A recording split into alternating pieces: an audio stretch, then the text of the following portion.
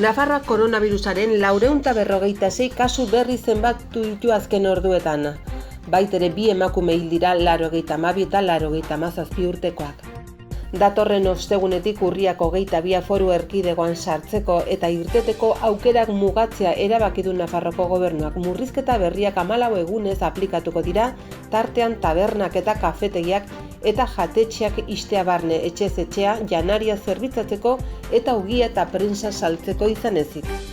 Zainduz plataforma aurkeztu dute erresidentzietan dauden adinekoen eskubideak defendatzeko.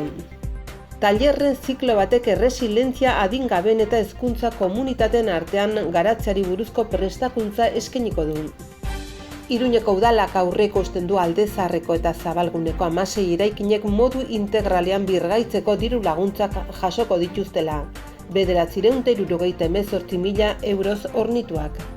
Foruzaingoaren Elizondoko komisarioko agentek 40 marihuana landare atzeman berri dituzte lesakan, ia 2 metroko altuera zutenak saldu izan balira, 60.000 euroko irabaziak izanen omen zituzten. Arrazakeriaren aurkako Nafarroko mugimenduak hainbat kolektibok deituta protesta egin du asteburuan Iruñan, atzerritarren bulegoetan itxaron zerrenda luzeak daudelako. La Vuelta Nafarrora iritsiko da Iruña eta Lekunberri artean ospatuko den etapa batekin eta Lodosan irtera izango duen beste batekin. 2020ko uda, 736 hektareako azalera erreta amaitu da. Nafarroko suhiltzaileek 501 esku hartze egin dituzte landaredi zutengatik. Gaur arratsaldeko 6:30 liburuaren aurkezpena Filiorum Bemot, Muerte en la Catedral, Nafarroko liburutegian. Iruña berdea da ezagutu dezagun Takonera familiarekin ibilaldia gaur arratsaldeko 5:00.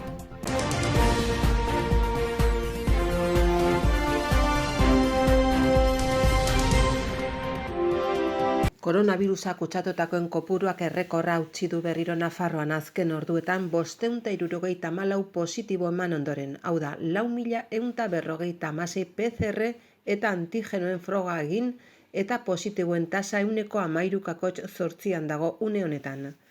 Tutera mendebaldean atzeman dira 36 kasu positibo berri, Iruñako Santuzelaia auzoan 28 kasu, Arrotxapean eta bigarren Zabalgunean 26 kasu, Burlatan 20 eta Tutera hegoaldean 21. Haur eta lehen hezkuntzako 772 ikasle konfinamenduan sartu dira asteburuan. Nafarroko sare publikoko zein itunpeko ikastetxetako ikasle guztien artean 319, era berean 831 ikasle itzuli dira eskoletara, isolamenduko egunak bete ostean. Nafarroko gobernuak beste neurri sorta bat onartu du atzo arratsaldean, koronavirusaren bigarren edatze olatua geldiarazteko xedez. Neurriok urriaren 22an jarriko dira indarrean ostegunarekin eta azaroaren 4 arte iraunen dute. Osasun kontseilariaren foru agindu baten bidez berretsiko dira eta heldu diren orduetan argitaratuko dira Nafarroko aldizkari ofizialean. Honakoak dira iragarritako neurririk garrantzitsuenak. Foru erkidegora sartzeko eta bertatik irteteko aukera mugatzea, lan arrazoiengatik, unibertsitate ikastengatik, senideak zaintzeagatik, eta ezinbesteko beste arrazoiengatik izan ezik. Tabernak, kafetegiak eta jatetxeak ixtea, salbu eta ogia eta prentsa saltzeko, hala egoteko baimena dutenen kasuan eta etxez etxe janaria banatzeko, 9 arte beti ere. Hotelei eta landatxei baimena emanen zaie bertan ostatu hartzen ari diren bezeroak hartatzeko, mahai bakoitzean gehienez 4 pertsona bildurik. Murrizketek merkataritzari eta kultur eta kirol ekitaldi guztiei ere eraginen diete. Egunero ateak itxi eta bertan dauden pertsonak kanpora atera beharko baituzte bedezitarako. Saltoki handien galeriez eta aisialdi gunez den bezain batean debekatu egiten da jolaserako erabiltzea eta beraz erosketak egiteko baizik ez da baimenduko era horretako saltoki handiak erabiltzea. Foru gobernuak mantendu eginen du gune publikoetan 6 pertsona baino gehiago elkartzeko debekoa eta etxe bizitza bakoitzean bizi direnek bizikidetza burbuilak sortzeko beharra ezartzen du. Bakarrik bizi direnen eta mendekotasuna dutenen kasuan zaintzaileak ere egoten ahal izanen dira harreman talde egonkor horretan. handitutako burbuila eta ahalik eta gehien murriztuko da burbuila horietatik kanpoko personekiko hartu emana. Frogatuta dagoenez gero jarduera sozialean eta barnegunetan ematen dela kutsatze gehien beste 20 neurri ezarriko dira sektorez sektore onarturiko neurri sorta hori osatzeko. Adinekoen egoitzetako egoerak salatzeko sortu berri da Zainduz plataforma. Nafarro osoko adinekoen egoitzetan dauden personen senide kezka agertu dute zentro horietan daudenek bizi dituzten egoerekin.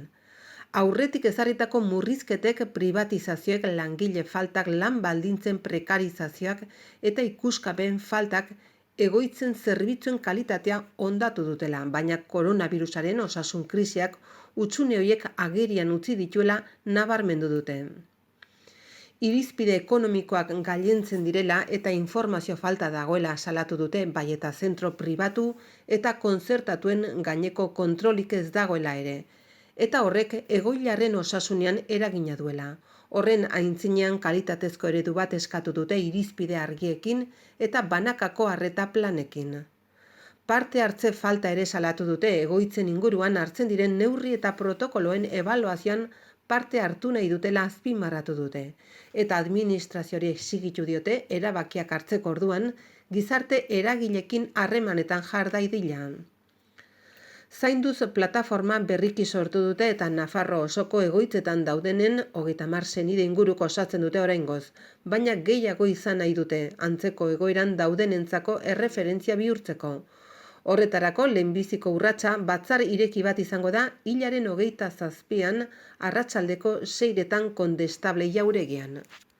Bakearen, bizikidetzaren eta giza eskubideen zuzendaritza nagusiak 3 tailer antolatu ditu online gizartea trebatzeko, erresilientzia gaitasuna hobetzeko, egoera gatazkatsuak edo potentzialki gatazkatsuak identifikatu, prebenitu eta hoiei aurre egiteko.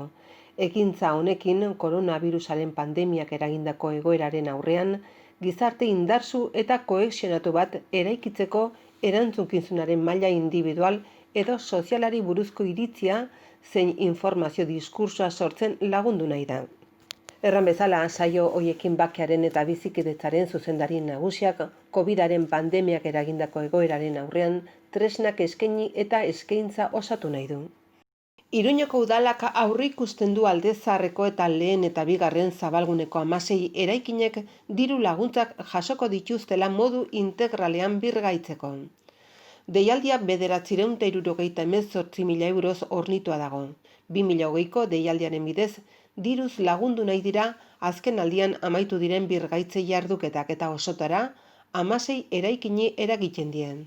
Udal laguntza bakarrik emanen zaizkie, etxe bizitzak zahar berritzeko bulegoak aurretik eskatutako lanak egin eta bukatuta dauden jarduketei. Halaber, beste 55 eraikinek aurkeztu dituzte unesteko proiektuak. Bizilagunen eraikin horiek hurrengo diru laguntzetan parte hartu ahalko dute obrak amaitzen dituztenean. Deialdiaren diru zuzkidura aurtenian 140 handitu da. 2019an diru laguntza horiek 700.000 euroko aurrekontua baitzuten. Eskabideak aurkezteko epea urriaren 15ean hasi zen Nafarroko aldizkari ofizialean deialdiaren oinarriak argitaratzearekin bat. Informazioa www.pamplona.es webgunean konsulta daiteke. Diru laguntzak beste laguntza batzuekin osatzen dira, hala nola fatxadetan, estalkietan eta patiotan lanak egiteko aldamioak lagatzea obrak egiteko epea bitartean, eta laguntza zehatzak baliabide ekonomikori gabeko jabe erabiltzaileentzat. Hau da, interesik gabeko maileguak emanen dizkiete diru laguntzek estaltzen ez duten inbertsioaren zenbatekoan.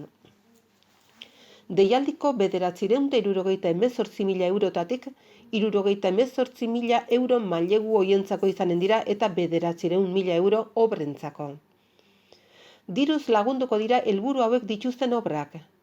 Eraikinaren egokitasun estrukturala hobetzea, haren segurtasunaren alde eta eraikinaren funtzionaltasuna egokitzea, zenbait alderdietan.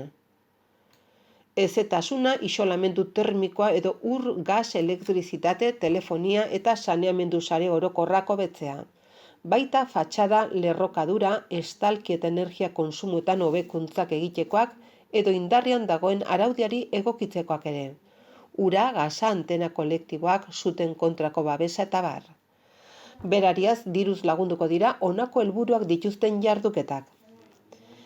Eraikinak irisgarritasun baldintza aproposetara egokitzea, bizigarritasun baldintza egokiak lortzea eta eremuaren hiri irudia hobetzea.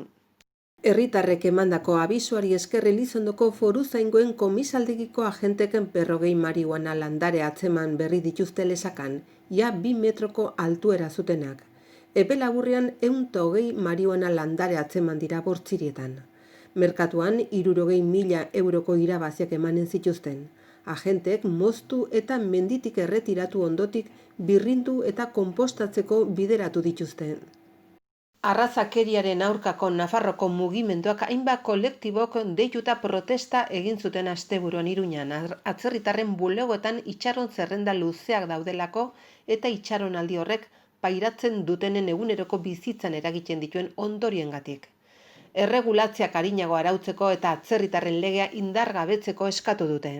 Bide batez Nafarroko gobernuari eskatu diote berehala esku hartzeko eta konponbide eraginkor bat ezartzeko prozedura horiek arintze aldera.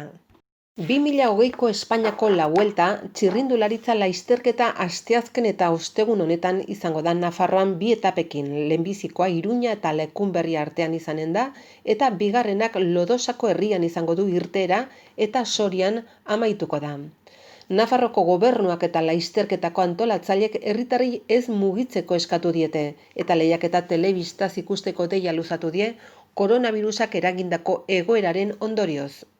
Nafarroan suteak prebenitu eta itzalgo 2020ko udako kanpaina 736 kakotx 67 hektareako azalera erre batek